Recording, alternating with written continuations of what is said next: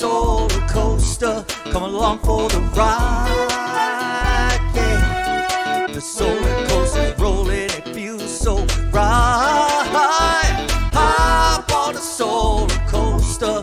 Come along for the ride. Aloha, my name is Anna Covert, and this is the Solar Coaster, the wild ride through the solar industry told by the people who are living it every day.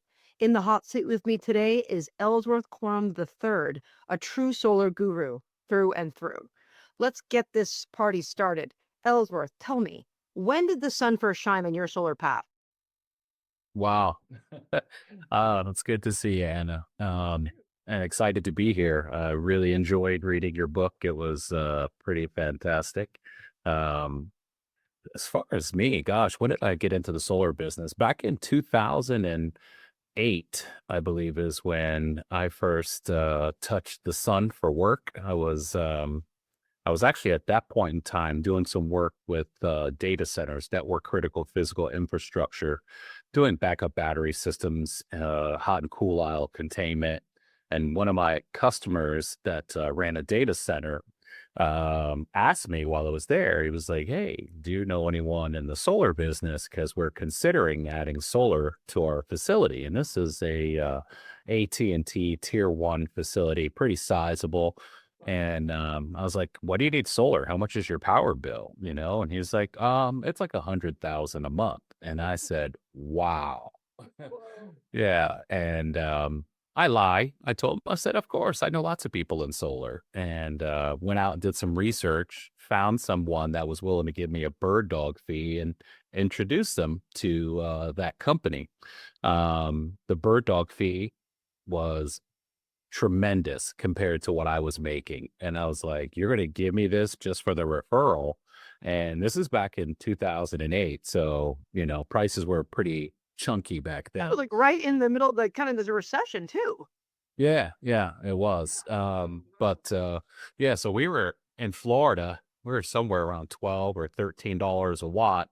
Long story short, the data center didn't get the solar system because it was too expensive. And they didn't see the value for it at that time. And did they have Yeah, tax credits back then? I mean, there wasn't the same tax credits, were they? That the of the yeah, they had the tax credit, but you're still at $13 a watt, right? And this happened to be a data center with a lot of parking area, and the most abundant space they had was in the parking area. So the company that pitched it was pitching carports. So if you're already at 12 to 13 for rack mount and residential roof, you can only imagine where the price went when you're talking carports back in 2008. Yeah, so they didn't get it, but I was intrigued. And I decided to do a little research and found myself a small local solar company down in the Central Florida area where I lived in Kissimmee. It was kind of a mom and pop shop, but they've been around for 15, 20 years. And in the Florida marketplace, probably 95% or more of all the solar at that time was solar water heating for pools, Sure. and then solar hot water heating systems for showers and cooking and things like that. So it was mostly thermal based applications. Babco and all that. Yeah, yeah. So I said, I went in and talked to the owner, and the owner, it was like, "Hey, how much background or experience do you have?" I told him I don't have any in this industry, but I've been in multiple other industries and I love to sell things. And so he was like, "Well, why don't you go with me today? I'm getting ready to go out and give somebody a quote." And I was like, "Hey, this is great. Hands on. I just came in looking for a job and opportunity." And he's headed out the door to give somebody a quote. So I hopped in his truck, and back in those days, and in the industry, you've got the mom and pops that are, to me, the salt of the industry, right? The hardworking people. There, it was him, his two sons, his wife worked in the office, a couple other people, but I mean, they did all the physical installations and stuff. But we get out to this house, and back then he was selling Solar Worlds. So we had some Solar World 250s. That was pretty fun. And SMA inverter. So he's got this grid paper with SMA on it, and he goes up and he measures the roof with a roller, figures out how many panels and modules would fit. Actually took the Solar Pathfinder, mounted it on the roof, dropped away, put the camera on top to take the reflective shot so you could see the real true casting and height of the trees and the shadow and stuff. Yeah, I mean, there was no aurora, there was no helioscope, all the fancy cool doodads that started to evolve in time didn't exist then. It was all a lot more longhand math, right? Huh. So he's up there for maybe 30 minutes or something, comes down off the roof, and he basically didn't even ask the guy for his power bill. He just basically sized the roof for what would fit, right, in the good areas. And he writes up this quote, and it says, 56 panels, 2 inverters, and then the price was, $160,000. And he just hands it to the guy. It wasn't even like a formal quote. It was still on the, the drawing paper where he had the layout for the roof. And then he's like, and the guy goes, "Is there anything else you can tell me?" And he goes, "Yeah, this will make, $195 of electricity every month in this house. Let us know if you want it." And then he just left. He didn't leave him a brochure. He didn't do a presentation. He didn't do anything. And so he's like, "Come on, let's go. Let's get in the car. We've got another appointment to go to. That's a real appointment." And then I hopped in the car with him. And, at that point, I had been in sales for quite some time and had done a lot of in-home selling presentations. I've got background in timeshare. I've got background in vacuum cleaner sales, whole house water softening sales. So I understand the value of a presentation. I understand the value of taking people up and then bringing them back down and controlling that. But he did none of it. And so when I was in the car with him, I said, "You just gave that guy a quote for 160 grand, but he doesn't even have a brochure." And he's like, "They never buy photovoltaics. They just think they want it. They never buy it. It's a waste of time." And I said, that's interesting. So we went to the pool quote, and he gave a real detailed quote. He had a presentation. He went through the whole thing, and we actually did sell Fatco back then. And the next quote, he said a combination of pool and a solar water heater. And he was like, "This is the job." And he's like, "Those PV things are just a waste of time." And I said, "Okay, well, I like this." And I was like, "Do you have a training class or anything like that I can learn from someone or follow somebody?" And he just kind of laughed when we got back to the office, and he had a big old brochure rack. And when we walked in the door, he's like, "If you want to work here, that's your trainer." And he just points at the brochure rack. And I was like, "Okay." And he's like, "Because you're never going to sell any. It's going to be a waste of time." And I was like, "Okay, well, I like this industry. I think there's something here." So I literally took one of every single brochures off of his rack, and it had all different types of manufacturers and stuff like that. And what I noticed was they were all from California. And so I got online and found a couple of solar companies. One was in Southern California, and the other one was in kind of like Northern California, north of San Francisco. And I called him on the phone and told him that I was really interested in selling solar, but I was located in Florida and I wanted to come out and work with them for a month. And I would be working on commission only, but I really wanted to learn because I could tell California was ahead of the curve. And both of the solar contractors are like, "Have you ever sold solar?" I was like, "No." They were like, "Have you been in sales?" I was like, "For a long time." And they're like, "All right, well, here's our office. Come on out. If you sell some stuff, we'll cut you a check every time you sell something." So I went out, and then that's when I saw solar being sold, right? I did a ride along with like the most senior sales rep for about a week. I watched him walk the house. I watched him show the equipment, go through a presentation, create the value proposition. Now, I was blown away because their power prices were like 40 cents a kilowatt hour, right? And I was coming from a market where it was like, 10 and a half cents a kilowatt hour. And so the rep that I rode with literally went 7-0 for the week. And I was like, "Holy shit." Like, this is crazy. But the value proposition he kept putting in front of people, they were just like, "This makes sense. The math makes sense." Right. And so that was Southern California. The very next month, I just drove up to Northern California and spent the month with the company up in that marketplace. Did the same thing, learned quite a bit. And then after those 2 months, I would return back to Florida. Um, and when I came back to Florida, what I did was I had a previous book of business in the residential sector, where I had sold water softening systems for about 3.5 years in the marketplace.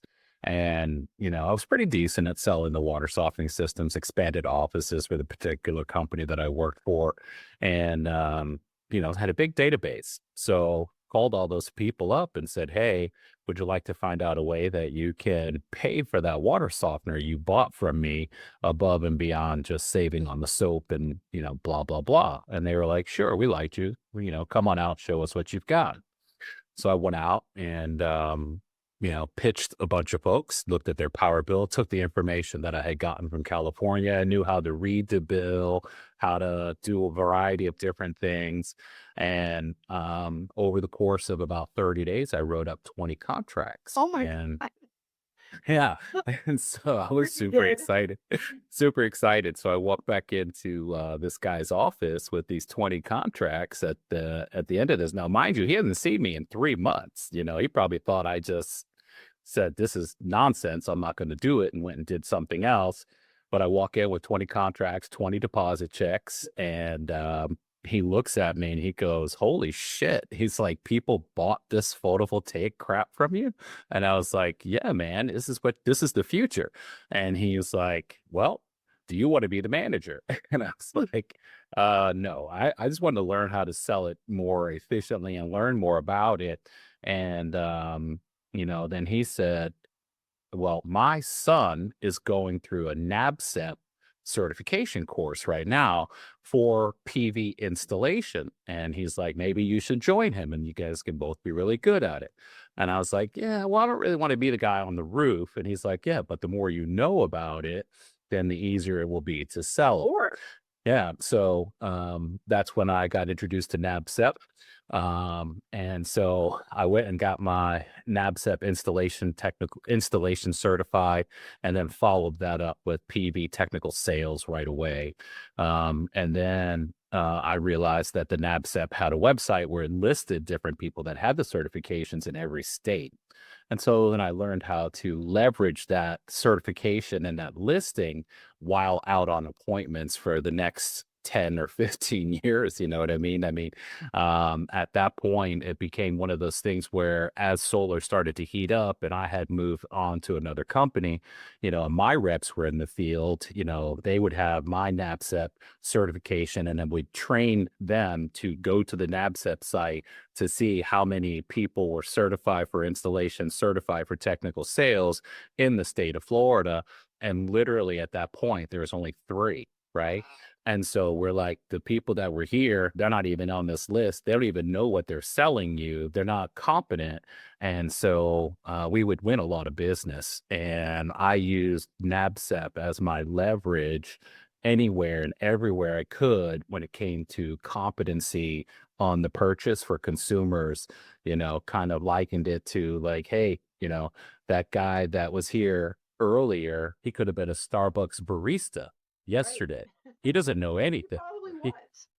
he probably was, right? Yeah. So I would leverage that certification and, taught my reps how to leverage my certification and credentials. And then we just really started to build probably not politically correct presentations for today, but politically correct enough for rural red state Florida, if you know what I'm saying, right? So, we had a pitch book, which is somewhat embarrassing. On one side had like this flag with, the ISIS flag and oil barrels. And on the other side of the picture, it was like a blonde-haired, blue-eyed little girl dancing through a field of daisies. And we're like with American flag waving in the background. It's like, where do you want to get your power? And the people that live in the sticks in Florida were like, I don't want to get my power from those damn people that are killing us overseas or something, So it was like, okay, we're just selling on their Right. fear. Yeah. Right. Yeah.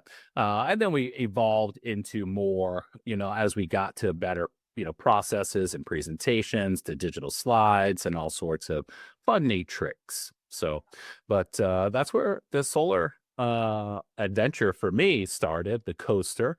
It was weird back then, because actually the major power company in Florida called Duke, they used to have these, I want to call it like a drawing, like a lottery, where the power company would say, oh, we'll give you, 15 cents a kilowatt hour towards your solar system. Right. And Really? so, yeah, yeah. So, however, they was only for 90 customers for the entire state, but they made it sound like it was a really big deal. And the portal would open up on a particular day at a particular time, and whoever got an application in got it, right? So a lot of the solar contractors back then, they were selling people on the idea that they were going to get the potential money from the power company, but if they didn't get it, then they would be relieved from the contract. And so, it was funny. I had some friends and they would literally hire college kids to be in a room all on laptops waiting for the portal to open to try to submit all the applications for their customers as fast as they could, because it would be expired in like 20 minutes. The money was all gone. And if you had sold, I don't know, 50 or 75 jobs over the course of 2 months, maybe 25 of them got through and got it. And now you got to go back and try to hold those other 50 jobs that didn't get the money from the power company. And most people couldn't, right? Because they couldn't bring back the value proposition. But something I've always been very good is, conversationally showing people good value in the products that I'm offering and the services on a long-term level. So not to say that we kept 100% of the people that didn't win the bid, but we kept more than most. Right. And that kind of gave us a nice advantage, in the marketplace, because then it became one of those, well, that other person that's trying to sell you some solar, how many installations have they even done, right? How many are in their area, where we then at this point, we have 100, 200, 300, 400, 500 little blue dots on roofs and areas for that sense of comfort of, oh, okay, I'm not going to be the only one, right? And so, just continue to evolve from that point forward. It's like, we've known each other for a long time. And I've never heard that story, so I love that. I didn't know that. That's a real dedication going to the ground like that. Yeah. So, you're talking about this trend. I love like really going back in time, because it was, seems like forever ago, but now we're right on the cusp of another big trend change, right? And I want to talk about the roofing as well, and the GAF, where you were before. That's really compelling. But what do you think is going to happen now with the tax credits going away, and and some of the, what do you think is happening in Florida, and what are people should be prepared for? Wow, that's a good question. I mean, obviously, the current administration is everything but renewable, I guess would probably be the best way to put it, right? I mean, heck, the Truth Social group just partnered with a company that's supposed to be building a nuclear fusion power plant someplace and all these other things, right? So, without the tax credit, it makes it a little bit more of a challenge. I mean, to me, I've been here in this business for quite some time. So I could see solar, honestly, the tax credit wasn't the spur for solar, Right. right? In my opinion, tax credit Maybe as I'm a ever, with you. it's not what helped to take it off. The banking industry and fancy financing helped it take off, Yes. right? At the end of the day, when they came out with 1 or 0.99 financing for 25 years, with maybe 3% dealer fees, solar was like this and then sharply went straight up in the air, right? I mean, that was the game changer for solar, Yes. period. Point blank. The tax credit had nothing to do with it. It was people's ability to finance it at a long term at a very, very low rate, right? Because most people in America don't have the capital, right? I mean, a lot of people, in my Paycheck to opinion, paycheck. I mean, like, paycheck to paycheck, but they're just living the fantasy dream, right? It's like, hey, I manage my bills just enough to keep my credit score high enough to get a good credit card, and then I start living off my credit card, so it looks like I'm fluent. I'm really not, but it looks like I'm affluent, right? Because they're more concerned about that piece, right? But with this new thing, to me, the solar industry, in a sense, has always, in my opinion, always been overpriced, first of Yes. all. And so I'm just going to be honest with you, right? Absolutely. And I think they shot themselves in the foot by not policing themselves more, right? And not leaning more on the NABCEP certification as a criteria for people to sell the product, right? And so when you don't have any sort of a filter in that regard, then consumers get taken advantage of in any and every industry, all right? And so one bad Solar experience. grows, or if they're women, solar hose. Yeah. Yeah. I mean, you just get abused, right? Consumers just get abused, right? It's what I used to joke about. Like, we're not out here trying to scratch lottery tickets off of 80-year-olds' foreheads, right? I mean, that's ridiculous, but some people don't care. They're like, oh, you're on Social Security? That's great. This is how it works. You'll love it. Maybe you've got some write offs someplace that I don't know about and you don't know about, but good luck. Well, you just screwed some 75-year-old on a 25-year loan for $100,000 solar that you're trying to tell them is going to pay itself off in You expect to get a check from the government. right, right. Oh, we get So a tax credit, we get a check? No, that's not how it right, works, you know? right. So the fact that the industry, and I'm pointing out NABCEP in particular, didn't put its foot down and in a way, in a state way that it could have Yeah. to make it more restrictive on who could sell it and how it was purchased or what was out there, right? That would have made a lot of difference. It I would still would have be running that would strong, have been right? good. I mean, in some places like New York, in certain parts of New York, government contracts, you couldn't bid on them if you didn't have at least two people had NABCEP certification, and it had to be two different NABCEP certifications because they wanted competency, right? And so, in this Couldn't mix go of a certain amount of like per kilowatt. sure, right, like there's restrictions, there's barriers, so you got to be Or it was like a flag, right? It's like, well, why is it over $8? Like, let's get real here, you know? correct, Yeah. correct. So when I look at the landscape now, I almost feel, I mean, it's probably going to piss people off, but I'm actually glad the tax credit's gone because here's the deal. If you're selling, and I'm just going to use round numbers, right? If you're selling solar at $3 a watt, and that's all into the customer, and it only makes sense on the math if you take that 9 grand or that 30% off, then maybe you should have just been selling it for the 21 to start. Right. And because it's still going to math with you don't have the tax credit. And the fact of the matter is that $30,000, some sales reps think they're worth more than they are. Right. And every operations director will tell you that they agree 100% because you got sales reps back in those days that were going on Facebook and Instagram showing, $50,000, $60,000 watches that they got for a week of work, right? I mean, and it's great. I want everyone to get paid. Pop, it's like Yeah. Yeah, but 15. you don't need $10,000 just talking to a homeowner for an hour and a half. Like, Right. that's absurd. You know what I'm saying?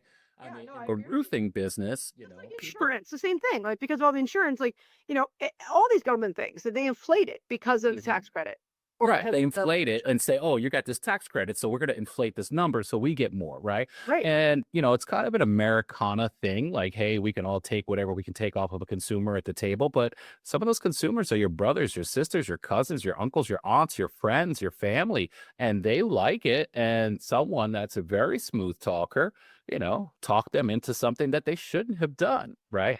And it's not because they're stupid, it's because they're excited about the technology, because they want to be a part of something renewable, because they want to make a difference. So they're putting a little bit more trust out there. And then for that to just be superseded by greed, I think was part of the downfall of solar in a sense, across the board. I agree with you. Because if a sales reps didn't make 10 grand off of the job and instead only made, That wasn't worth. say, I mean, we see that all the 1,500. time. We even still see that today. It's like Sure. or pre-qualifying or prejudging. It's like, oh well, they're too far away, or their bill's not big enough, and it's like, listen, it's even if they don't, even if they're not exactly what you think it should be, they're still going to buy solar from someone. Sure. They're going to get it somewhere. They're going to get it somewhere. Time to go down there. It might be an hour away, but this is what your job requirement is. Like, Right. there's so much pre-qualification going on right now. I think that's one thing that I'm excited about as well is going to change. Yeah. It'll be more, yeah, down to earth. We'll call it. Yeah. I mean, the reality is that obviously the solar industry has rebounded and figured out a way to do a prepaid lease, which is a bunch of crap, in my opinion, right? It's like, oh, this is just, you're just moving this thing around, right? It's like, just give them financing and lower your prices, right? Whoever can, lower their prices and be comfortable with, like, in a sense, imagine if solar contractors made the kind of profit, not margin, that roofers make. Right. So I just got finished almost 4 years over at GAF Energy, which is a byproduct of, or a partner company of GAF, America's largest asphalt shingle manufacturer. And, I probably ran the Southeast, and sometimes it seemed like the Mid Atlantic and some of the Midwest. Right. But I've met quite a few roofing companies and quite a few successful roofing companies that have been around for a long time, that make a lot of money and that have been doing their piece of the game for quite some time. And when it boils down to it, the average, profit per roof for a sales rep is roughly $1,500 in roofing, and about $1,500 for the owner in their pocket, right? And, are there hires? Yes, there's hires, there's lowers, but that's the average, right? Because they work on volume, they're doing a lot more roofs. Well, every single one of those roofs they're doing could be a solar roof. Sure. Right? It could be a solar roof. So the reality is that the solar companies would come behind and try to spike 10 grand for the sales rep and 20 grand for the company. But the roofer was completely content with 1,500 and 1,500 because he knows he's going to have volume. Right. And so that's where I think that as you look forward, that company or those companies that choose to be dynamic and lowering their prices for the volume play, they'll beat others out in the long term. It's got like Walmart, right? Right. I mean, and then whoever starts integrating AI into the advanced side, that sucks a lot of time, right? Because one thing I will tell you, all the products that I sold, the solar industry has the largest concentration of tire kickers, right? Yeah. And it's not because they're trying to waste your time, it's because they're looking for credible information. The industry itself, like NABCEP and other organizations that should be on the front line of constantly educating the public about the products, about how they work, about their price points, is allowing skeevy marketing companies, lead gen companies, and all these other companies to educate the consumer, right? And so then you end up having someone thinking, hey, I've got this great deal and I think the price is fair. And it's like, okay, well, I don't want to knock anybody in particular, but back when I was selling, I remember a company came out called Boviet. They've graduated now to being more recognizable, but their panels in comparison to the Rec Alphas or I mean, I was with a SunPower dealership for a while. You're talking copper plated Maxeon. back solar cells, right? Alan? That's high tech stuff, right? But you'd sitting there showing somebody a Maxeon cell from SunPower, and it's making 360 watts. And they're like, oh, this guy's offering me this Boviet, 285. And you're like, Boviet, what is that? You go to distribution and find out it's like 18 cents a watt. If you're like, wait a minute, you're 18 cents a watt, you're 20 cents a watt, but you're still here neck and neck with my price on my SunPower equipment. And then you drop $5,000 and all of a sudden you seem like a hero, but you should have dropped 30 because you're still ripping them off with this thing that you're selling, right?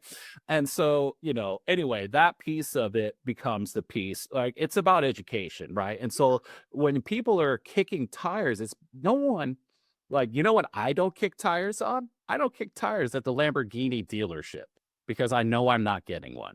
I don't kick tires at, I don't kick tires at the Mar-a-Lago application, when I'm down in South Florida, because I don't want to be a member, right?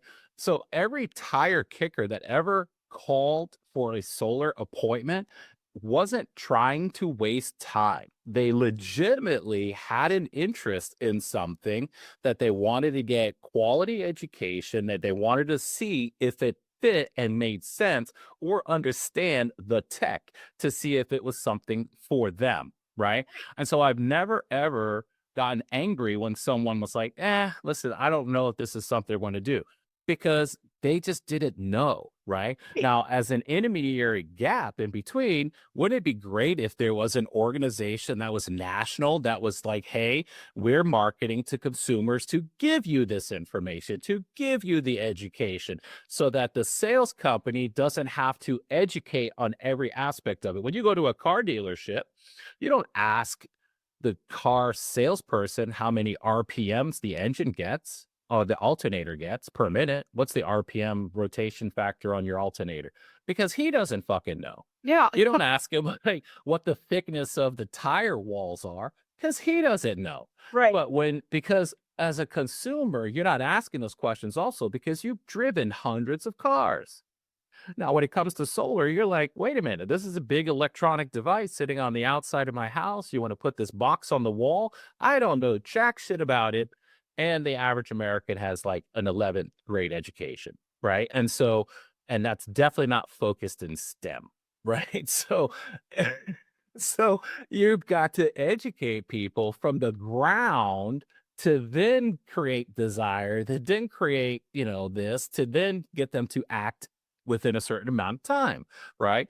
And so that's the challenge, right? And I think the people, although they're tire kickers, they had an interest, right? And so when those tire kickers see pricing come down, they'll come back to the table. Yes.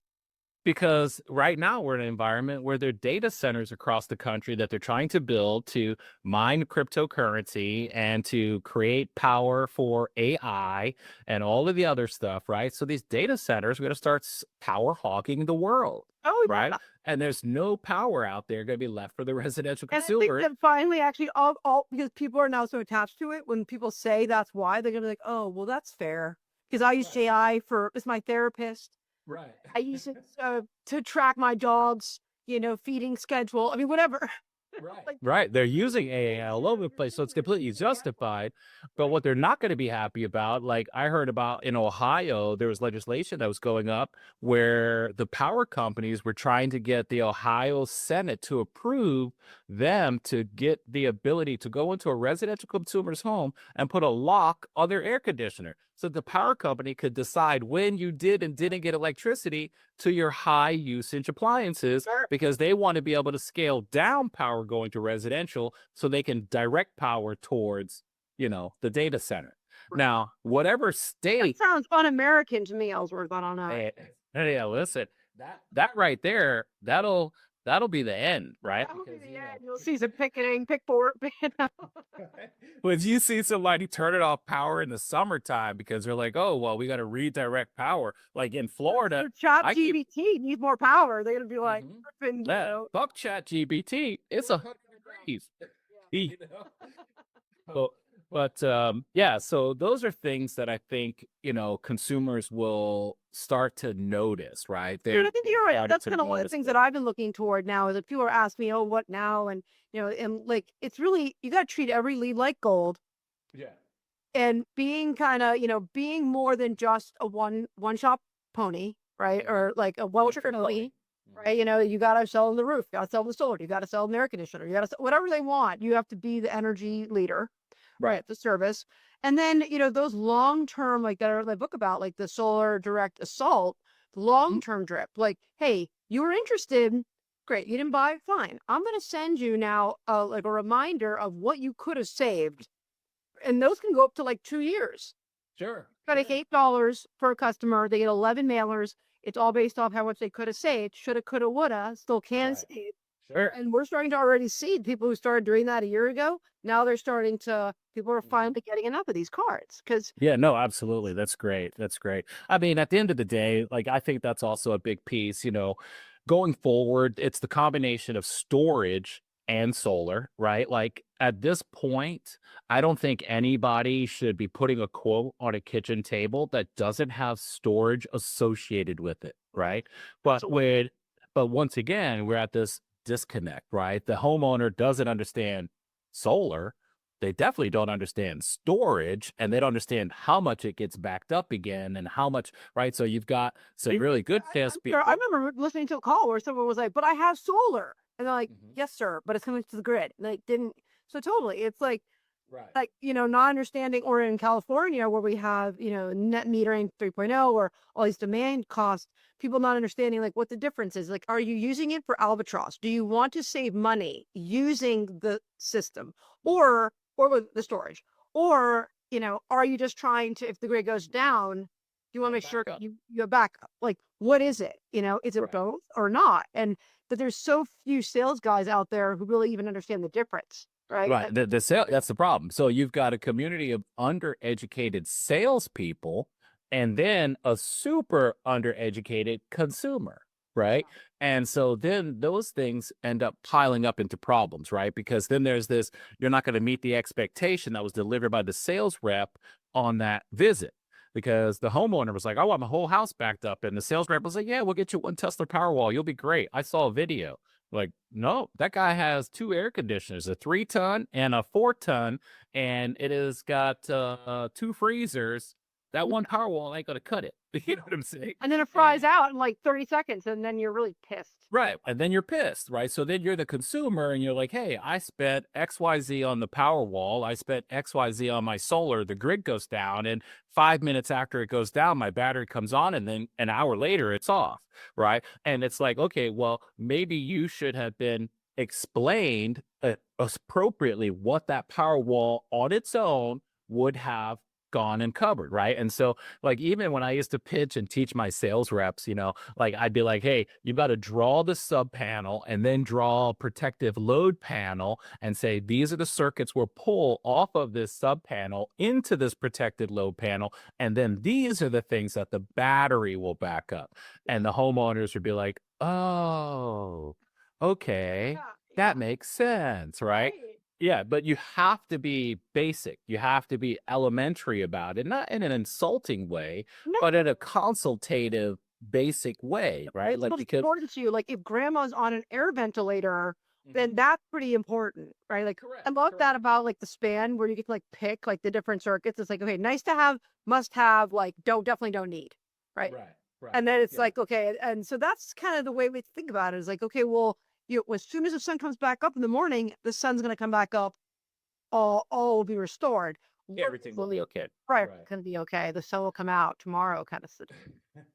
Yeah. So, I mean, if you're a modern solar company today and you're trying to make an approach on a homeowner, you've got to be doing a home energy evaluation. You've got to be looking and educating the consumer on, everything from insulation in their attic to smart electronics that turn off and on when people go in and out of rooms, to sensors on different things, right? And you might as well position yourself and educate yourself and your team on how to offer, like you said, a variety of things that are in that energy gambit, right? You got solar on the roof, you got storage batteries, and then you've got all sorts of insulation techniques and things like that inside the walls, the attics, Windows, and anything else that's in that family, right? Because if at least then they've got a variety of things to pick from, and maybe you don't get the big ticket items, but maybe you get the small ticket item, and then they gradually come back to you. Really relationship, right? Just like to your point, like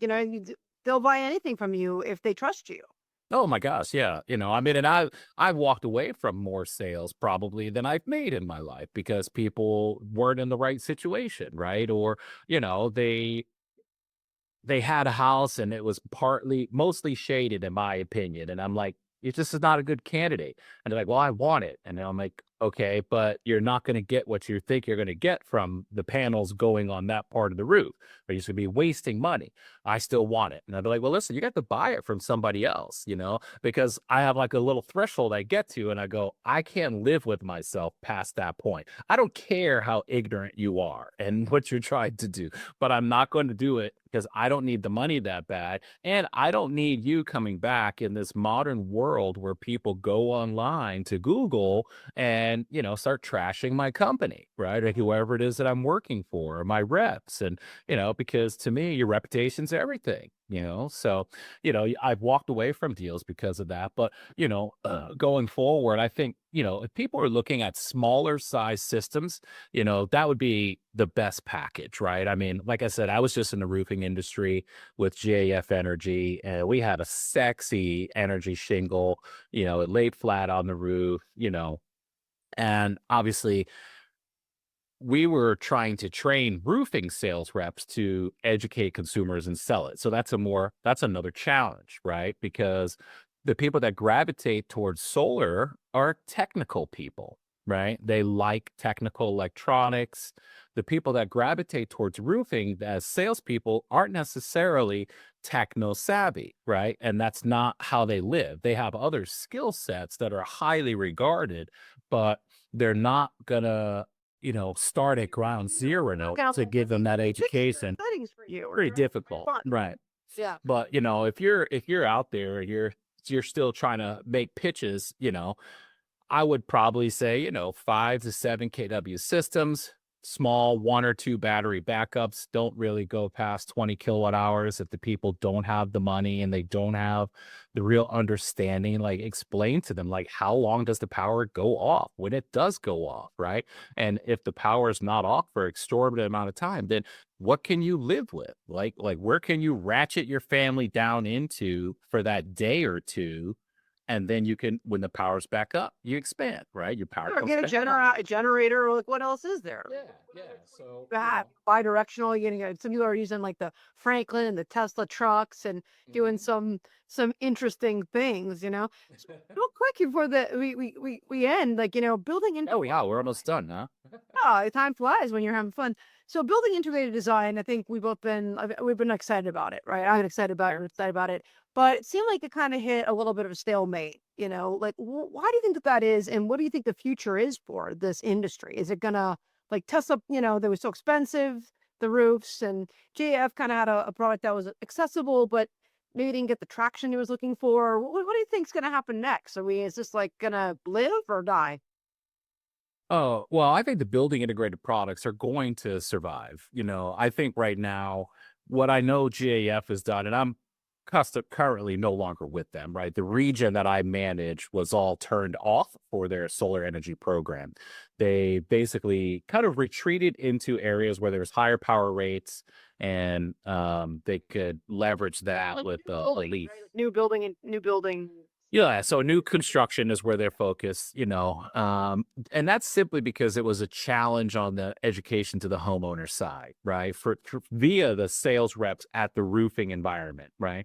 And I think maybe some folks' expectation of sales volume was higher than it should have been from the beginning. Like if they didn't set the bar and say, "Oh, we're going to get X number," right? And was just happy with what came and gradual continued increases, then there wouldn't be a problem. But big companies want to make big dollars when they pour a lot of money behind things, but I don't think that they should give that product up. The world needs that product. Yeah. That product is pretty phenomenal, and it probably can go through some enhancements in the future, as more efficient solar cells become available on the marketplace, but it's very innovative design. CertainTeed has some, and there's other manufacturers. I've been to SPI that I've been seeing coming out with things that are lay flat on the roof.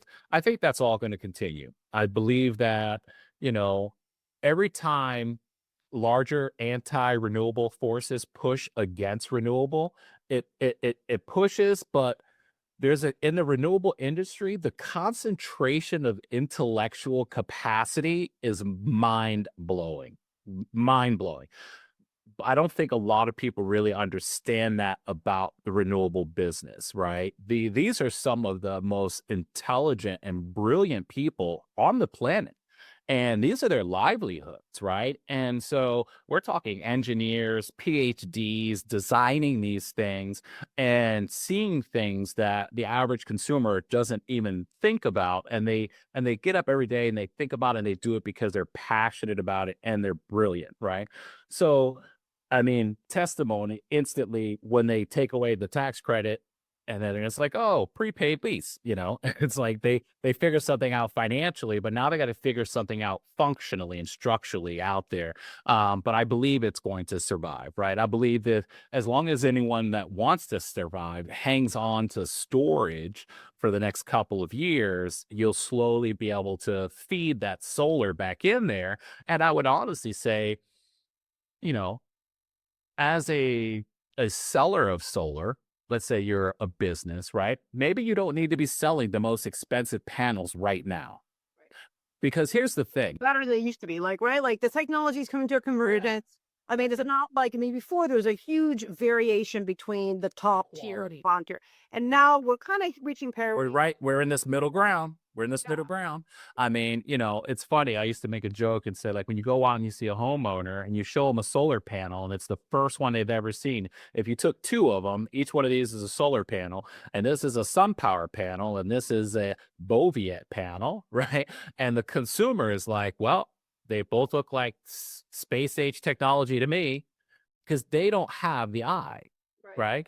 But this one is You 50,000, and the this one, shower kit, and you're like, break it, and they're like, what is this? right, right. So they're very impressed. But I mean, the fact of the matter is that doesn't override a $25,000 price differential, Right. right? And what you need right now is a $25,000 cheaper panel packaged with solar.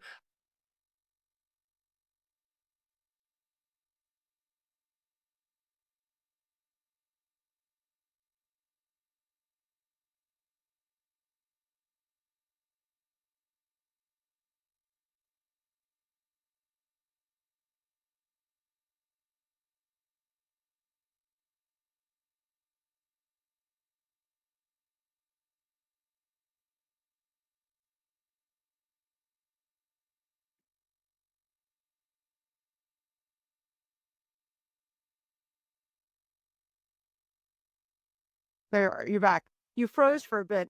It was like, Wow. it was like you said, like, start with what you need right now is a $25,000 system packaged with solar. Say that, and then just cut. Yeah, you need a $25,000 solar system packaged with some storage, along with a span or some upgraded, circuits and monitoring of energy inside of homes, and showing people how to be more efficient with their power consumption. And, I think, and that will continue to grow. It's not going anywhere, right? We know that for sure. Well, thank you so much for being here. You're always so much fun to talk to. So, how can people get a hold of you, and what's next for Ellsworth? Oh my gosh. I'm taking a little bit of a sabbatical right now. I've been, like I said, in the solar business since 2008, and I've been working for a long time. I'm over 30 plus years in the in-home sales and director position, sales crafting and strategizing and stuff like that. So right now I'm just taking a sabbatical, but my email is ECORUMIII@gmail.com. I don't mind if anyone wants to hit me up and talk shop, or as to pick my brain. I'm doing some consulting for a few companies right now. That's pretty much where I'm going to stay for probably the first half of this year. I want to really see what's going on, across the scope. And I like the roofing industry, right? So I've learned quite a bit. And when I was in the roofing industry, and I worked for that manufacturer, so that was a great experience and opportunity to see that business on the inside, and to help craft some sales strategy that move our product and training programs. Because honestly, when I started, they didn't have anything, right? So we had to create all of that stuff and then roll it out, and then teach all the territory managers that were under me how to do some of that same stuff. So, I put a lot of brain power into that job, and I think, I'm gonna relax for a little bit, do some scuba diving and do some traveling, and see what happens over the next 6 months, and then I'll probably get back in. If somebody out there has got something magical that they want me to take a look at, I might consider it. Good. But that's about it right now. Awesome. Well, we'll also have links to some, Ellsworth's on LinkedIn, and some other profile links will be in this post, and you can always contact me, and I know how to get a hold of Ellsworth. I got a Yeah, sorry. dial on my phone here, and so I think great opportunity for solar companies who are out there listening who might want to talk to someone to expand out a roof division or find the right partners to get more out of the sale. And please join me next week as I interview another industry expert in topics to help you succeed the ride of the solar coaster. Also, big mahalo. We just reached 35,000 subscribers on this podcast, and that's because of you and your aloha. So go ahead, if you haven't yet, subscribe to the channel, share this content with your friends and family so that we can get more great guests like Ellsworth on to share their stories and vision for the future. Thanks so much. I'll see you in the pixels. Aloha. Aloha. Hop on the solar coaster, come along for the ride. Yeah, the solar coaster's rolling, it feels so right. Hop on the solar coaster, come along for the ride.